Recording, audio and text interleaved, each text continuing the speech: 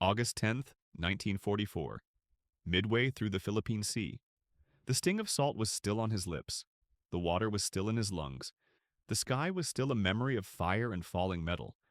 They had pulled him from the wreckage of his Zero onto the deck of the enemy ship, the colossal gray mountain of steel they called the USS Massachusetts. He was a prisoner. He was defeated. Sub-Lieutenant Kenji Ito, trained in the divine art of the warrior's death, was alive.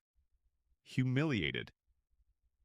He waited for the blow, the interrogation, the ritual end he had failed to achieve in the air. Instead, they gave him a blanket. They gave him a dry uniform. And then a young American with a face like a farm boy from a poster handed him a metal bowl. And a spoon. Ito, age 22, stared at the offering. White. Perfectly white. In the center of this floating fortress, surrounded by 1,000 miles of hostile ocean, in the dying days of a brutal, total war, he was being offered a small, sculpted mound of frozen sweet cream. He had seen it once before, in a magazine, a picture of a smiling American woman in a place called California. It was called ice cream. Cold. Sweet. Impossible.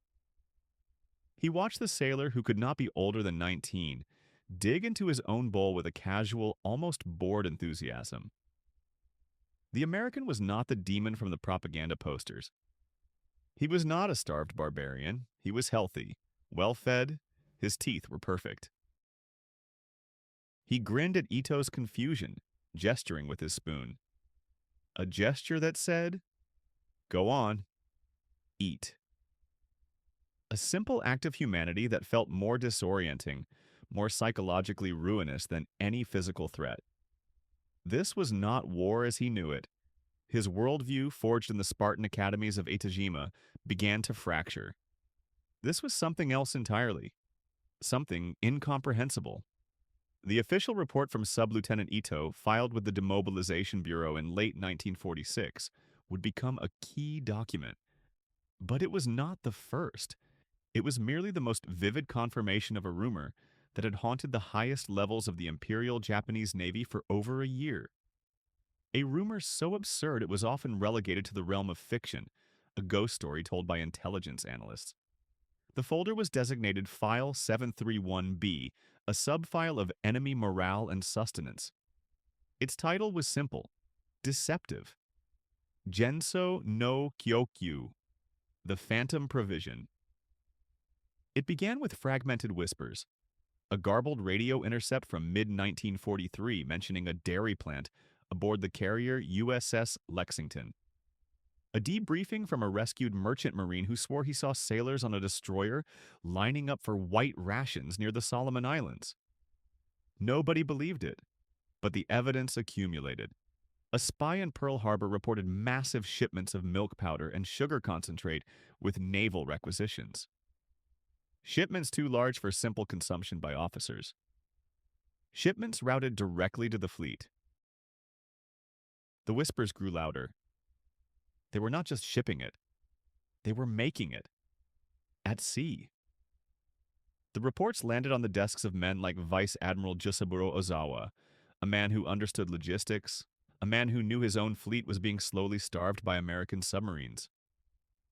He knew his sailors were subsisting on meager portions of rice, dried fish, and the unwavering strength of their spirit, their Yamato Damashi.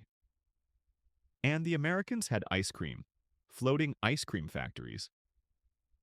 The notion was a strategic and cultural bomb. In secret meetings within the Navy Ministry, the debate was furious. Some officers, steeped in the Bushido Code, saw it as proof of the enemy's weakness, their decadence, their softness. They were fighting a war with dessert. Surely such a nation lacked the will for a true final fight to the death. They scoffed at the reports. They called it American psychological warfare, a trick to make Japan feel poor, to make Japan feel weak. The hardliners saw weakness, but others, the quiet men in the back of the room, the intelligence analysts who stared at shipping manifests and industrial output charts, they were terrified. They saw strength, a terrifying, casual strength. The question was not what. The Americans had ice cream, The question was how, and more importantly, why? Why waste the tonnage on sugar when you could ship bullets? Why divert the electricity for a freezer when you could power a radar? Why use the manpower to churn cream when you could man a gun? For a military culture that glorified austerity and believed spiritual power could overcome any material deficit, the American ice cream machine was the ultimate enigma. It was not just a symbol of industrial capacity, it was a symbol of a completely alien philosophy of war. It suggested the Americans were fighting a different kind of war entirely. A war where morale was not just assumed, but manufactured, cultivated, served in a bowl with a spoon. This investigation delves into the declassified records of the U.S. Navy, the secret Japanese intelligence files, and the first-hand accounts of the men on both sides of this strange cultural collision. We will track the journey of specific chemical compounds from Wisconsin dairy farms to the industrial freezers of the Pacific Fleet. This is not a story about a frozen dessert. It is the story of how the industrial behemoth of the United States weaponized abundance itself, and how the discovery of a simple, sweet luxury in the heat of battle revealed to Japanese commanders the terrifying, insurmountable gap between their world and the one they had chosen to fight. The proof of a lost war was served cold in a mess hall, thousands of miles from home. May 16, 1944, Hancock County, Iowa. The air smelled of black soil and new corn. Not salt. Never salt. Here, 1,000 miles from the nearest ocean, they were building a ship. A ship made of stone. Nobody believed it, but the facts were there. Facts are always truthful. The project had a name, a forgettable name. BRL. In the sparse files of the Bureau of Ships, it was listed simply as barge, refrigerated large. A bureaucratic mouthful, a name designed to be overlooked. But the men who built it, the farmers and mechanics of Hancock County, they had another name for it. The Rock. A big, dumb, gray rock that was supposed to float. They laughed. They took the government's money and they laughed. They didn't know. Nobody knew. It was a concrete box. 265 feet of reinforced concrete, poured into a hull formed by men who knew foundations, not keels. Men who built silos, not ships. Steel was for killing. Steel was for the swords of the fleet. The carriers, the destroyers, the battleships. The USS Iowa, the USS New Jersey, the Enterprise. Steel was precious. So the Navy turned to something else, something cheap and heavy. Concrete. They whispered it was an idea from the British. Maybe a captured German plan. The truth was simpler. The truth was desperation. And what was inside this concrete coffin? Not ammunition, not fuel, not men. Something far more volatile. Ice cream. The specifications were insane. A floating factory capable of producing 10 gallons of ice cream every 7 minutes. 10 gallons. Every 7 minutes. The machines never stopped. They hummed day and night, a cold heart beating inside a stone body. Freezers big enough to walk into, capable of storing over 7,000 gallons of hard frozen ice cream, and another 500 gallons of liquid mix. Enough for an entire carrier group. Enough for an army. An army of tired, scared 19-year-old boys a world away from home. The folder was called Fleet Morale Initiative, Pacific Theater. A thin manila folder for such a heavy secret. The report stated the obvious: the heat, the boredom, the fear, the endless crushing blue of the ocean and the sky. Men broke. They broke from the sun. They broke from the letters that stopped coming. They broke from watching their friends burn. A rear admiral, a man named Jacobs, wrote a memo. A single paragraph. It said a man who gets a taste of home is a man who will fight another day. It said sugar and milk could be a weapon against despair. That's how it began. 3 of them were built at first. BRL-1, BRL-2, BRL-3, towed from the coast of California by overworked tugboats. Gray slabs of Iowa farmland pulled slowly across the biggest ocean on Earth. They looked wrong, unnatural, like a piece of a ruined city set adrift. Sailors on passing warships would stare. They had never seen anything like it.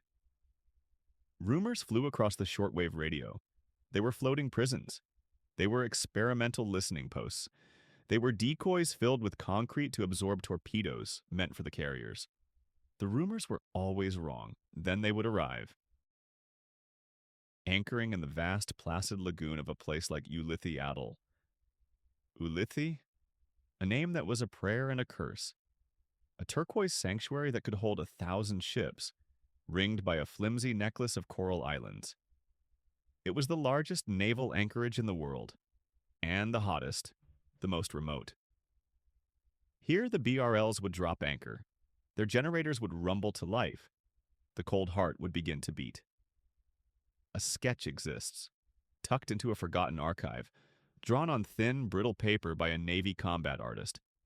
It shows a BRL being nudged into place by two small tugs, the colossal gray hull making the boats look like toys. In the background, the unmistakable silhouette of an Essex-class carrier. But the real story is a smaller drawing in the corner, a detail, a line of shirtless men snaking along the barge's flat deck. Young men. So young. Their faces are lit with an impossible joy. They are holding metal cups. They are eating ice cream in the middle of the war. Jones, Miller, Davis, Smith, Rodriguez, Chen. Names from every town in America. 10 gallons every 7 minutes. The number was a mantra, a promise. For the crew of the ice cream barge, it was a relentless, freezing, 24-hour-a-day job. They weren't combatants, they were bakers, confectioners. Their uniforms were white aprons stained with chocolate and vanilla. Their enemies were freezer burn and failing compressors. They were commanded by a warrant officer, a man named H.B. Johnson, 42 years old, formerly the manager of a dairy in Kenosha, Wisconsin. He knew milk solids and butterfat.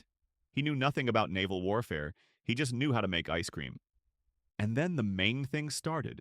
The barges weren't just morale factories. They were targets. They were anchored, slow, and completely defenseless. A single bomb, a single torpedo, and the stone ship would go to the bottom.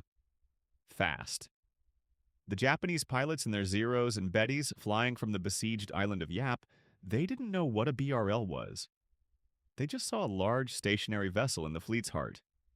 A prize. They called them the ice cream parlors. A good-natured joke from the sailors who lined up for a scoop of chocolate. A moment of peace. A memory of a Saturday night back home. But the men on the barges knew the truth. They were living inside a tomb.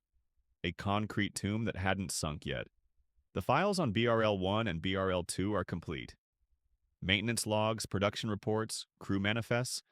But the file for BRL-3, it's different, it's thinner. It ends abruptly. November 20th, 1944.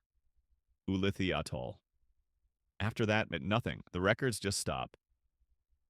May 16th, 1944. Hancock County, Iowa. The air smelled of black soil and new corn, not salt.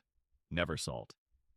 Here, 1,000 miles from the nearest ocean, they were building a ship, a piece of a ship.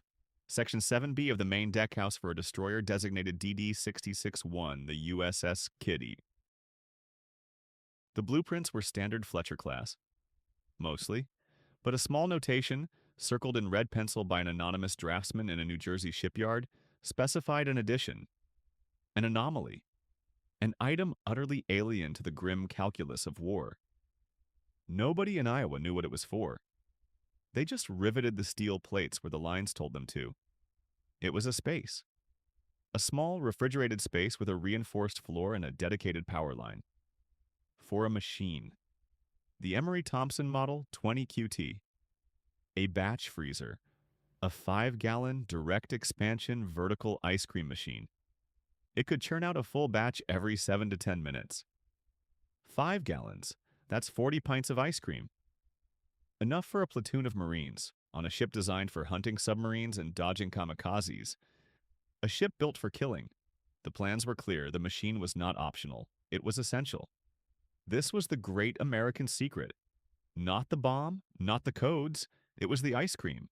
The USS Chew, the USS Conyngham, the Lexington, the Saratoga. The great carriers had them, their cavernous galleys hiding stainless steel drums that spun cream and sugar into morale. The battleships had them, mighty fortresses of steel whose toughest sailors would queue like schoolboys for a scoop of vanilla. Even the destroyers, the greyhounds of the fleet, crammed with depth charges, torpedoes, and men, found the space. They were a wartime rarity, a uniquely American rarity. A German sailor on a U-boat got stale pumpernickel and canned wurst. A Japanese sailor on the Musashi got a ball of rice and pickled fish. An American sailor on the USS Kidd got a choice: chocolate or strawberry, sometimes both. No ice cream on the Bismarck, no ice cream on the Tirpitz, no ice cream on the Yamato. The Royal Navy had its grog, a tradition, a ration of rum to steady the nerves. The U.S. Navy had something better. They had a weapon the enemy could not comprehend. A weapon against fear, against exhaustion, against the crushing, infinite loneliness of the sea. They had ice cream, and then there was the Kidd, the ship they called the Pirate of the Pacific. The stories about the Kidd were legend. Rumors followed it from port to port. They said the ship's welder, a man from Texas, had modified the machine, made it faster, colder. Some said a supply officer had traded a captured Japanese battle flag for 1,000 gallons of premium ice cream mix in Pearl Harbor. The official records are silent, but the unofficial logs, the diaries, the letters home, they tell the story. The Kidd was special. It wasn't just one Emery Thompson machine. It was two. Two machines, side by side, in a space designed for one. And next to them, a real prize, a miracle of wartime logistics, a fully functional Coca-Cola dispenser. It was absurd. It was magnificent. It was war. The ritual was always the same. The announcement would come over the 1MC. Now the smoking lamp is lit. Ice cream is being served on the mess deck. The sound of the machine itself became a signal, a low electric hum that cut through the constant thrum of the engines, the rhythmic scrape of the dasher against the frozen cylinder. It was a sound of peace in a world of explosions. Seaman First Class Johnny Scoop Marconi, 21, from Philadelphia. His battle station was a 40mm Bofors gun. His other station, his preferred station, was the ice cream machine. His was the hand that held the scoop. He was the most popular man on the ship. More popular than the captain. More popular than Bob Hope. He served it after general quarters. He served it after a burial at sea. He served it on Sundays, on Wednesdays, on days that had no names, lost somewhere between Midway and Okinawa. In a captured Japanese officer's diary found on Saipan, there is an entry, a confused, bewildered entry. He describes watching an American destroyer through his binoculars. The USS Conyngham. An attack was imminent. He expected to see men rushing to guns, preparing for battle. Instead, he saw a long line of sailors on the fantail. They were laughing, joking. They held small bowls. They were being served something white from a large container. He couldn't understand. He wrote, "It is as if they are on a holiday cruise. What is this navy? Who are these men?" The answer was in the bowl. It was vanilla, but there was a darker side. A memo buried deep in the National Archives, filed under Logistical Morale Operations Pacific Fleet, 1945. The folder is brittle. The type is faded. It's a report from an ensign on an unnamed destroyer escort. A small ship. A ship with no room for luxuries. No ice cream machine. They had been at sea for 82 days. They had survived 3 typhoons and 2 kamikaze attacks. The crew was at a breaking point. Fights were breaking out. Men stared at nothing. The captain sent a priority request to the fleet tender USS Markabi Iyo. The request was for a single crate, just one. He could have asked for penicillin, for spare engine parts, for more ammunition. The manifest from the Markabiya shows what was delivered by Highline Transfer, swinging precariously over the churning gray sea. Not medicine, not parts. 10 5-gallon containers of pre-made ice cream mix, and a hand-cranked freezer borrowed from the officers' mess. That night, under a sky empty of enemy planes, the men of a dying ship ate ice cream. And then the main thing started? August 22nd, 1944, Agana, Guam. The prisoner did not understand the word. Freezer, the American lieutenant, barely 25 and smelling of soap and confidence, leaned forward. His Japanese was clumsy, learned from books in a classroom in Colorado. He repeated the question. The Nisei translator, a corporal with sad eyes from a camp in California, tried a different word. Rei Toko. A machine for making things cold. Flight petty officer. Second-class Toshiro Abe, his face a mask of dried blood and defiance, finally shook his head. The word existed. He knew the word, but it had no place here. Not in a war. A freezer was for a fish market in Nagasaki. For a rich man's house in Tokyo. It was a symbol of peace, of life. The Americans were asking him about a machine for making things cold. On a warship. It was a trick question. It had to be. The rumors had started months before. Whispers in the humid, desperate nights at Rabaul. Stories carried by the rare pilot who returned from a strike against the American fleet. They were mad tales born of exhaustion and heat stroke. The Americans had magic. They had endless planes. Their pilots were giants. And they made ice cream. On their ships. The stories were always met with laughter, a harsh, brittle sound in the dark. Ice cream. The words sounded obscene. Propaganda, someone said. A foolish lie to make the enemy seem soft. Decadent. Nobody took it seriously. It was a ghost story, a bad joke. Ice cream, a frozen dessert. Ice cream at 30,000 feet. Lieutenant Kenji Tanaka knew only the truth of austerity. He was an ace. 7 kills painted on the fuselage of his Zero, but his plane was a ghost too. A collection of salvaged parts. The fuel was 87 octane on a good day. Often it was less, cut with raw alcohol that made the Sakai engine cough and sputter on takeoff. His food was a rice ball, a single pickled plum, pressed into its center, wrapped in seaweed. This was his fuel. The Yamato Damashi, the unconquerable spirit of Japan, was his armor. He and his comrades were taught that spirit was a weapon. That what could triumph over material. That sacrifice was not a cost of war, but its very purpose. They were spiritual warriors, ascetics.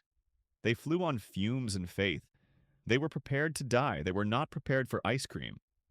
And then the main thing started. A file landed on the desk of Commander Genda Minoru's intelligence aide in Tokyo. The file was designated Kai Joho 77B. Maritime information.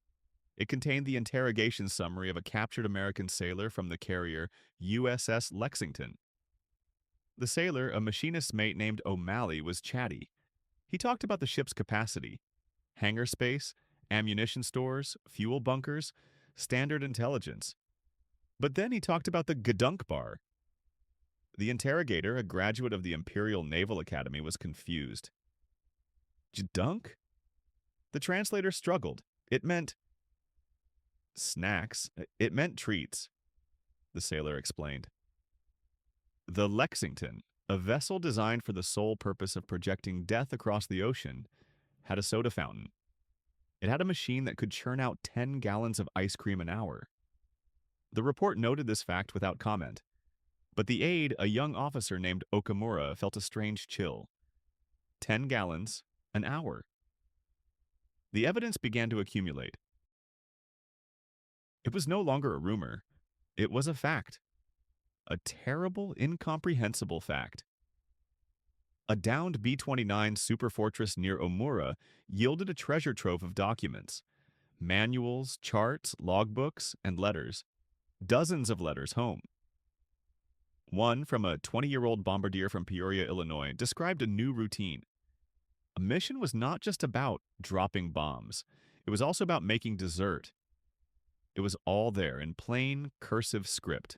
A special canister, a packet of powder labeled Aunt Jemima's ice cream mix. Pour in the milk, seal the lid, and strap it to the bomb bay doors, or the gun mount. The higher they flew, the better. 30,000 feet. The air outside was a knife, 50, 60 degrees below zero. The constant vibration of the four massive Wright R-3350 engines did the rest. It churned the mix for 2 hours, 3 hours. After they released their payload of fire and destruction over Nagoya or Kobe, they would reel the canister back inside. A celebration, a reward for a job well done. The letter was passed up the chain of command, all the way to Tokyo. No one knew what to make of it. The High Command's analysis was swift and wrong. This was it, the proof they had been waiting for. The Americans were soft. They were not true warriors. They were children who needed sweets to quiet their fears. They were a nation of shopkeepers, not samurai. A country that needed to bribe its soldiers with sugar and cream lacked the essential fighting spirit, the seishin that would ultimately decide the war. This belief became dogma. It reinforced every strategic decision. The enemy was decadent. The enemy was weak. The enemy would eventually break under the pressure of a spiritually superior foe. They saw the ice cream, and they saw victory. They could not have been more wrong. Commander Okamura saw something else. He was a collector of facts, a quiet man who preferred paper to people. In his small office, he laid out the evidence like a priest laying out sacred relics.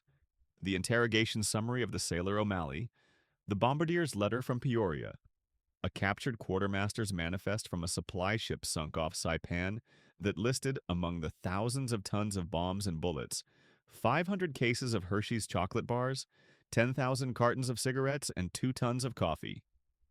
2 tons. He thought of the chicory root brew his own men drank. He thought of the diluted fuel. He thought of the pilots subsisting on rice and will. Kato, Kobayashi, Suzuki, Abe, Tanaka. Boys sent to fight a global war with the supplies of a provincial police action. Their only abundance was courage. It was not softness. Okamura finally understood. It was power. It was a power so immense, so casually extravagant, that it was beyond Japanese comprehension. A nation that could divert resources to producing ice cream mix in the midst of total war was not a weak nation. It was a nation that did not have to make the choice between guns and butter. It could have both. It could build 10,000 planes and 1,000 ships, and still have the time, the resources, the sheer industrial muscle to worry about the morale of a single bombardier. They didn't just fight the war, they managed it. Morale was not a matter of spirit. It was a line item in a budget. It was a logistical problem to be solved with sugar, with movies, with mail from home, with ice cream churned in the frozen stratosphere. In the corner of his desk sat 2 photographs. He had pulled them from the intelligence archives. One was a formal portrait of a Japanese naval aviator, a boy of 19 from Kagoshima, who had become a god by ramming his plane into the side of an American carrier. His face was thin, his eyes huge and dark, burning with a terrible holy light. He was pure spirit. The other photograph had been taken from the body of an American Marine on Guadalcanal. It showed 2 shirtless, laughing young men on the deck of a ship, squinting in the sun. They were holding up metal bowls heaped with something white. Their faces were round and well-fed. They were utterly without fear. They were on an adventure. Okamura stared at the 2 images, the ascetic and the adventurer, the spirit and the machine. He realized they were not fighting an army. They were fighting a factory, a vast, roaring, continent-sized factory that produced planes and ships and bombs and happy, well-fed boys. A factory that, as an afterthought, as a minor logistical flourish, also produced ice cream. He felt a coldness creep into the room. A deep, impossible cold. He finally understood the meaning of the word freezer. It was the future. It was a future that had no place for him, or for the boy with the burning eyes. The war was already over. They just hadn't finished the dying yet. August 22nd, 1944. Agana, Guam. The prisoner did not understand the word. Freezer. The American lieutenant, barely 25 and smelling of soap and confidence, leaned forward and repeated it. Slower this time. Freezer. The Japanese corporal, his arm in a sling, just stared. He was a boy, 19 years old. From a village outside Nagasaki that smelled of fish and coal smoke, a place where ice was a luxury chipped from a winter pond and saved in sawdust for summer fevers. Here it was a machine, a growling metal box that made cold. For ice cream. The lieutenant had offered him some. The prisoner thought it was a trick, a poison. This was the weapon, not the Sherman tank, not the M1 Garand, not the hail of fire from the battleships offshore. The real weapon was the thing the enemy could not comprehend. A culture so rich, so absurdly powerful, it could mass-produce a frozen dessert in the middle of the bloodiest war in human history. It was a psychological masterstroke. A declaration of industrial and spiritual superiority served in a paper cup. Nobody in high command called it that, of course not. The project was filed under a deceptively simple name. Special Rations Initiative, Pacific Theater. The folder was thin. The implications were not. The scale was astronomical, impossible. By the end of 1943, the U.S. military had produced over 10 million gallons of ice cream for its troops overseas. 10 million. That's enough to give every single man, woman, and child in occupied Paris a scoop. 10 million gallons of vanilla, chocolate, and strawberry. A river of frozen milk and sugar flowing into the heart of the war. A report from the Quartermaster Corps dated June 3, 1943, stated it plainly. The impact of this ration on troop morale cannot be overstated. It was more than a treat. It was a sacrament. It was a promise. The taste of a world they had left behind, and a world they were fighting to reclaim. In the hospitals, it was a miracle drug. On a cot in a field tent on Saipan, Private First Class Jimmy O'Connell, a 19-year-old from Toledo, Ohio, opened his eyes. The world was a haze of canvas, antiseptic, and a deep, throbbing pain in his leg. A nurse leaned over him. She held a small cup. Not medicine, not water. It was white. It was cold. Vanilla ice cream. O'Connell began to cry, not from the pain. Not. He cried because for the first time in 6 months he remembered what it was like to be a boy on a summer afternoon, his pockets full of change, the whole world ahead of him. He ate it slowly. Each spoonful was a journey home. He was not a soldier, he was not a casualty. He was just Jimmy from Ohio. For 5 minutes the war did not exist. That was the power, the true power. The letters started arriving at the War Department in late 1944. They weren't from the soldiers. They were from their families. Mrs. Eleanor Schmidt of Des Moines, Iowa, wrote a 2-page letter to the Secretary of War. Not about the fighting, not about the danger. She wanted to know if her son, Corporal David Schmidt, was getting his fair share of ice cream. She had read about it in the Saturday Evening Post. She had seen the posters. A smiling GI with a spoon, his helmet tilted back. The slogan read, "A taste of victory." Mrs. Schmidt's letter was polite but firm. She wanted assurances. The absurdity was lost on everyone. It was now an entitlement, a right, an integral part of the American war effort. A 3-star general had to personally dictate a response to Mrs. Schmidt. Yes, her son was receiving his ration. The United States Army, he assured her, took ice cream very seriously. Very seriously. The services competed. Of course they competed. The Army, always practical, always on the move, relied on dehydrated mixes. Just add water. The most common was Borden's Type K dehydrated dairy product. It came in olive drab tins. It tasted close enough. It was a marvel of food science. A powder that could be reconstituted into something resembling ice cream in the jungles of New Guinea, or the bombed-out fields of France. It was efficient. It was portable. It was the Army way. But the Navy? The Navy had style. The Navy had flair. The Army had powder in a can. The Navy had floating ice cream factories. In 1945, the U.S. Navy commissioned a concrete barge, the B-1, with a single purpose. It could produce 10 gallons of fresh ice cream every 7 minutes. 10 gallons. It was anchored in the vast naval base at Ulithi Adel, and sailors called it the ice cream parlor. They would line up for hours, a long, snaking queue of blue uniforms under the blistering Pacific sun. Men from destroyers, cruisers, aircraft carriers, men who had seen kamikazes fall from the sky like angry gods. Jones, Smith, Kowalski, DiMaggio, O'Brien, Chen. They stood in line, laughing, joking, waiting for a scoop of chocolate chip. It was the most beautiful, most decadent, most American thing imaginable. A concrete barge making ice cream in the middle of nowhere, for no other reason than because they could. It was a weapon aimed at their own men, a reinforcement, a reminder. But the whispers started in the intelligence offices in Pearl Harbor. The rumors. If it worked so well on our boys, what effect would it have on them? On the enemy?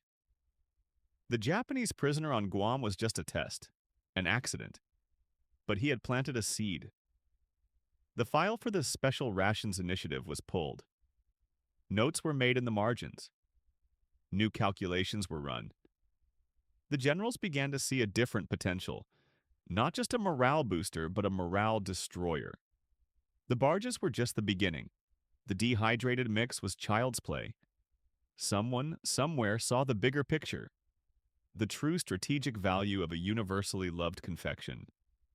A new folder was created. This one was not thin. It was bound in red tape. It had a code name, Operation Sunday, and it was no longer about feeding their own. It was about showing the enemy precisely what they were up against. Not a nation of soldiers, a nation of ice cream makers. How does one fight an enemy who brings a dessert parlor to a naval battle? The full story remains locked away, locked in the memory of Flight Petty Officer 2nd Class Toshiro Abe, his face a mask of defiance melting into disbelief.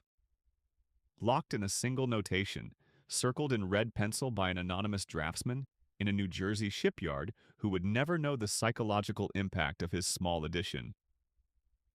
It is locked in the confident smile of a young American lieutenant, smelling of soap and certainty, who offered not a threat, but a spoonful of frozen cream from the deck of a steel Leviathan.